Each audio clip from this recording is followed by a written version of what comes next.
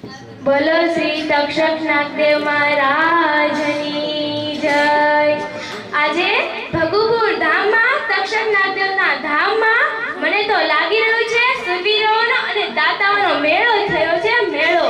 આપણે સ્વાગત વિધિ તરફ જઈશું તો આપણે સ્વાગત વિધિમાં દરેક કાર્યમાં સ્વાગત વિધિ કરવામાં આવે છે। સ્કૂલ હોય કે મંદિર હોય તો આપણે ભગુપુર ગામમાં તક્ષક નાગદેવના ધામમાં સ્વાગત વિધિ તરફ જઈએ છીએ। તો સૌપ્રથમ વસ્તા બાપુના ભાણુભાનું સ્વાગત રામદેવગઢ વાળા રણજીતસિંહ ગોહિલ કરશે। બોલો તક્ષક નાગદેવ મહારાજની જય। વસ્તા બાપુની જય। લીલાબાની જય। હવે અત્યારે હાલ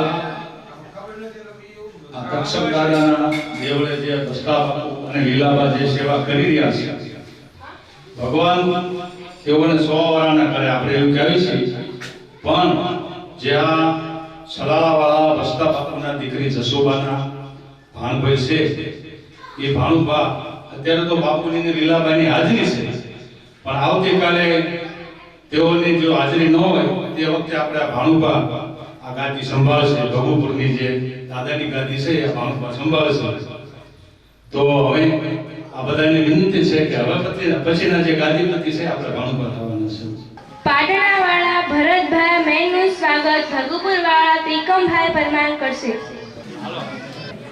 ભગુપુર વાળા ઈશ્વરભાઈ કુકડિયાનું સ્વાગત કારણવાળા મુકેશભાઈ કરશે। ચુડાવાળા ભરતભાઈ લકુમનું સ્વાગત ચુડાવાળા હિંમતભાઈ ચાવડા કરશે। સુરેન્દ્રનગર વાળા નાગરભાઈ ડાભીનું સ્વાગત ચુડાવાળા રમેશભાઈ ચાવડા કરશે। ચિંજાદર વાળા રિદ્ધિબેન જોગરાણાનું સ્વાગત ચુડાવાળા ગાયત્રીબેન ચાવડા કરશે। ચિંજાવદર વાળા ગીતાબેન જોગરાણાનું સ્વાગત ભગુપુર વાળા રાજેશ્વરીબેન ગોવિંદિયા કરશે। ચુડાવાળા શીતલબેન ચાવડાનું સ્વાગત રામદેવગઢ વાળા રાધાબેન જોગરાણા કરશે। ચુડાવાળા જાગૃતિબેનનું સ્વાગત ભગુપુર વાળા અંજલિબેન ગોવિંદિયા કરશે। આજના આ પાવન પ્રસંગે નાગપંચમીના દિવસે મને સંચાલન કરવાનો